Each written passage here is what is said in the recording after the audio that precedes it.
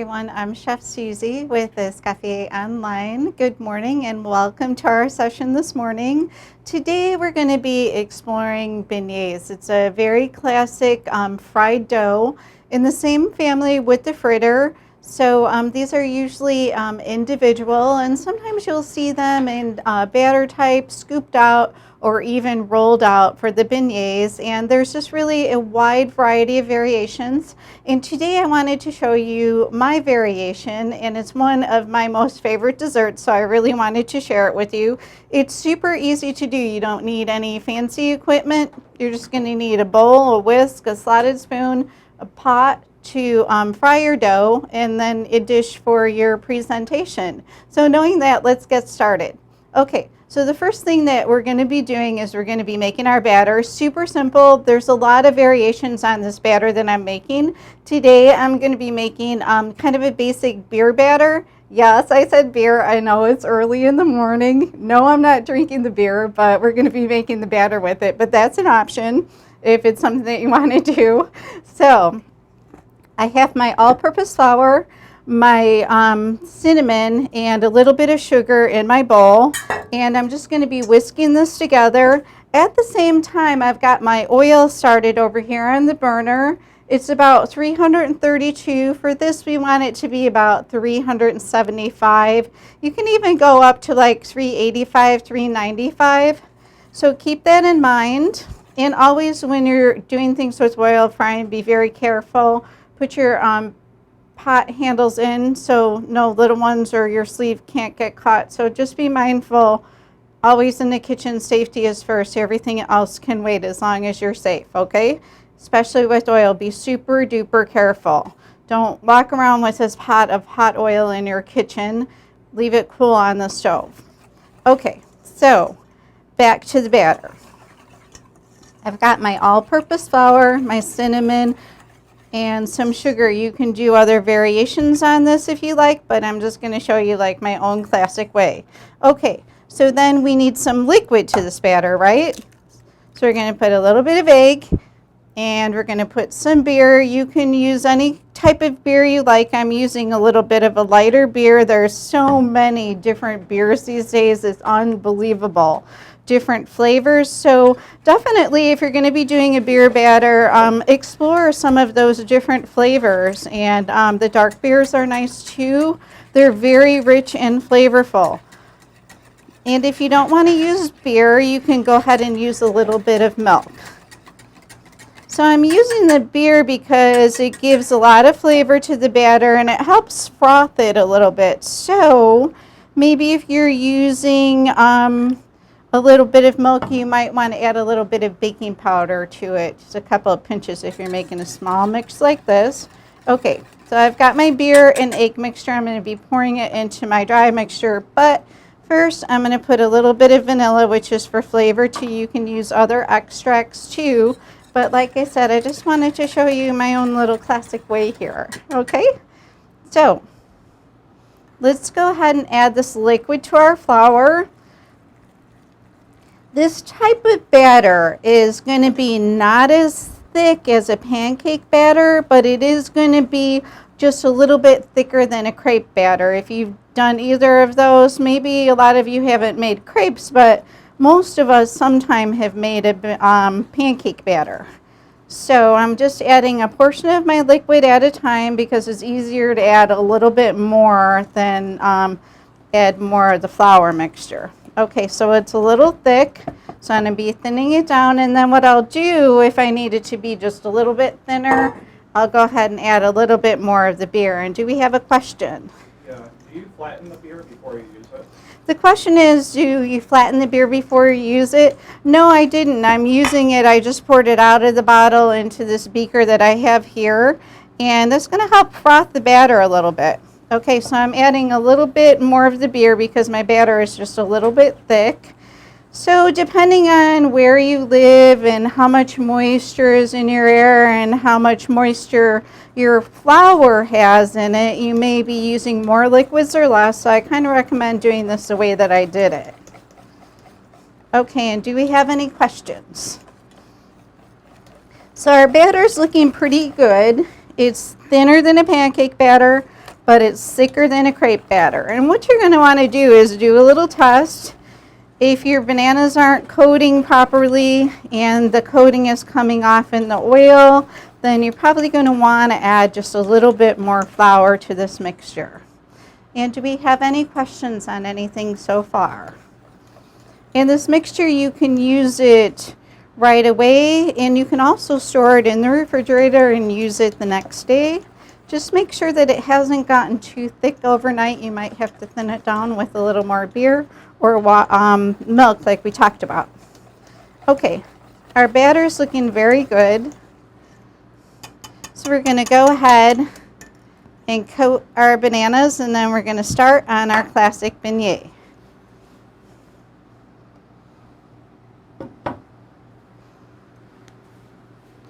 These usually fry for just a few minutes. You're just going to want to keep an eye on them. Keep in mind too, your oil. If your oil is new, which you're frying in your oil is always going to be lighter, and if your oil's been used and it gets that brownness to it, that's going to affect the color of what you're frying too. So your color is going to alter a little bit, so keep that in mind when you're deep frying things. So I'm just using some small bananas. You can use baby bananas if you like, and you can cut these in different sizes.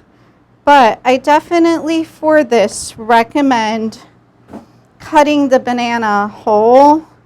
So if you start slicing it and exposing that kind of almost slimier, wetter interior, you might have a little bit of problem with your batter sticking. So I recommend just slicing your bananas. What I do with these smaller ones is I cut them in thirds like I just did here. And you can also use the larger ones and cut them in fourths, just depending on how you want to display this. Okay, so our oil needs to just get just a little bit warmer before we start. And I've got my digital thermometer, which I really like to use these. And there's timers on these as well, which is really nice. And timer will go off to the temperature set and it'll alert you. So it's nice. I just have my little probe right in my pot. And this one also has a magnet on the bottom, which is nice if you're in a commercial kitchen on a stainless steel stove. It won't be knocked off at all, but I kind of have it safely over here. So let's warm this oil up a little bit more, and then we're going to go ahead and fry our beignet. So super nice dessert. You're going to like it a lot. And do we have any questions on anything so far? Let's let our oil get a little bit warmer, because keep in mind when you add a lot of items to your oil, it's going to cool down a little bit. So you want to bring it right up to 375 in the beginning. And you may even want to turn it up a notch once you put a lot of things in there.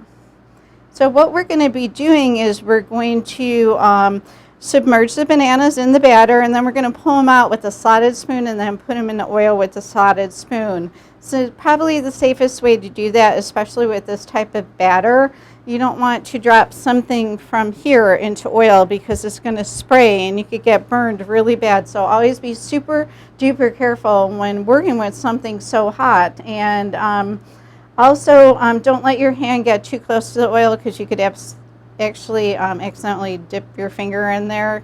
And I know because I've done it, so don't do that. It hurts really bad. Okay. So our temperature is coming up. We're going to just let it get a little bit warmer. And while we're waiting, let's talk about our assignments and the contest that's going on till the end of the month. There's some great prizes. The more that you submit, the better your chances. So get those assignments in. Everything is looking really great. If you need any help from your mentors, you could reach us at 877-452-5489. We're available in the evenings and on the weekends too if you're working on anything. And you can always send us an email, and tech support's available too if you need help with your submissions of your pictures. They're always here to walk you through that. Okay, so our oil is coming up. It's kind of poking along a little bit, but it'll get there eventually.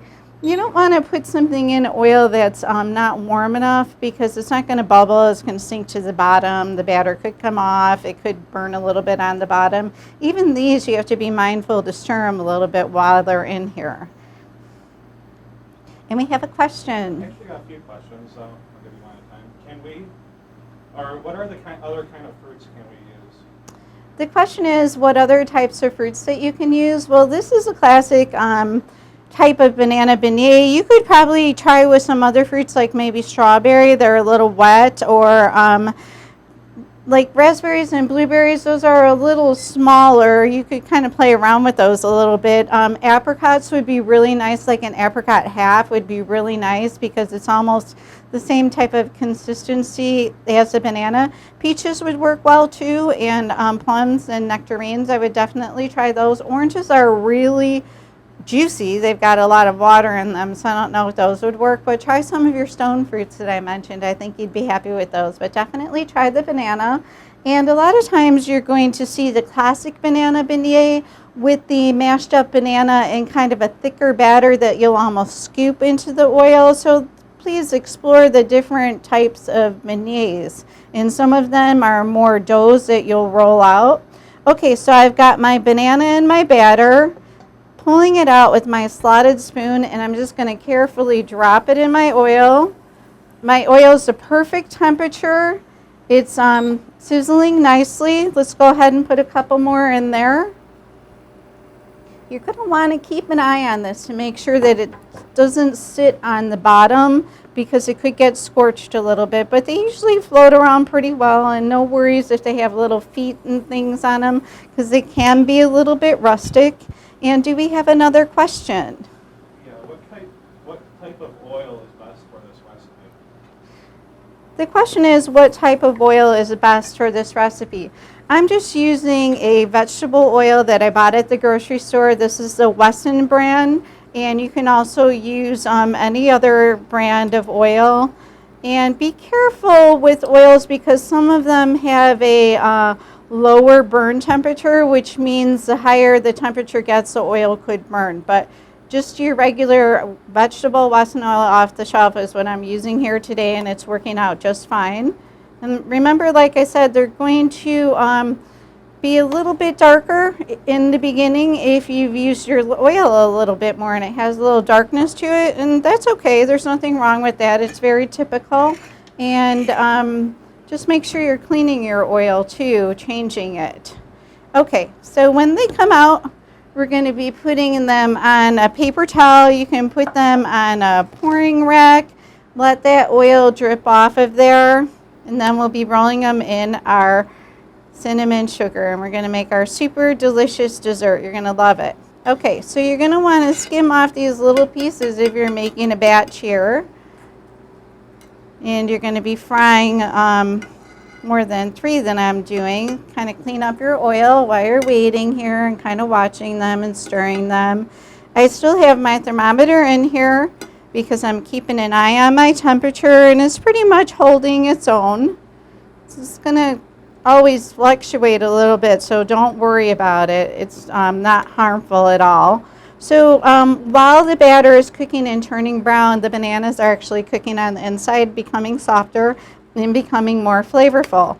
And you're going to get these pretty golden brown. Okay, so I'm going to start pulling these out in just a minute.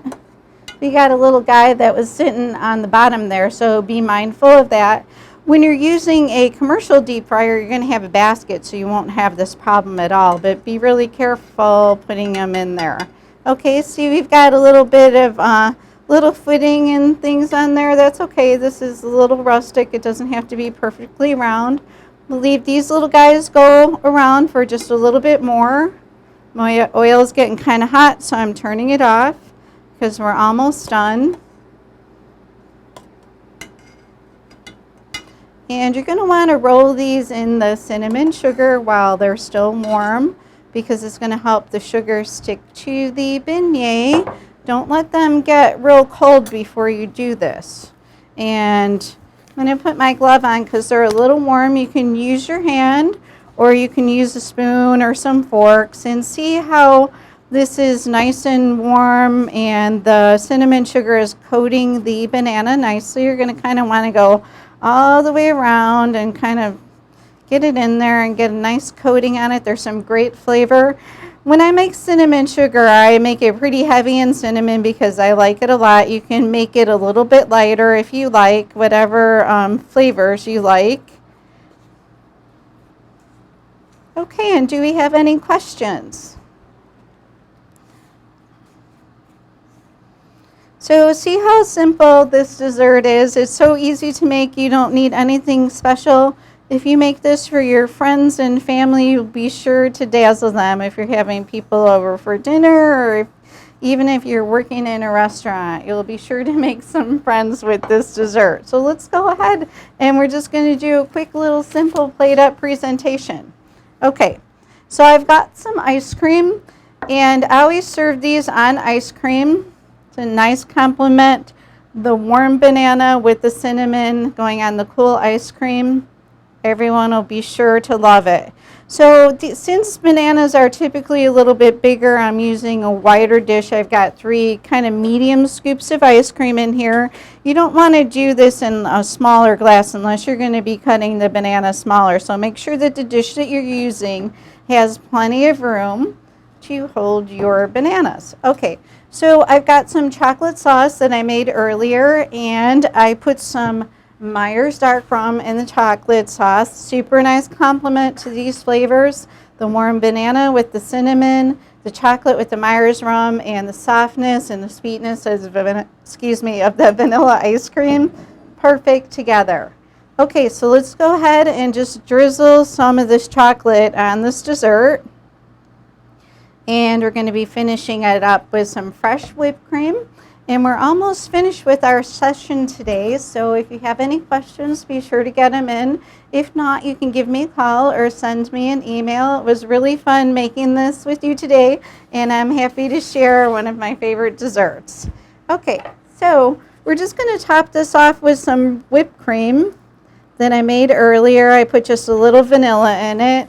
And what you can do too is go ahead and sprinkle a little bit of cinnamon sugar on top. You can even drizzle a little bit more of your chocolate sauce too for a nice look. And it's ready to go. And I always serve this when the bananas are still warm because they're most delicious then. You can even put just a couple of little raspberries on here for a little bit of red color. And this is one of Chef Susie's favorite desserts, the classic banana beignet. And I'm just putting it on a pretty colorful square plate that I have that kind of matches with this bowl a little bit. And thanks so much for joining me today, and we'll see you next week. Have a great weekend. Goodbye.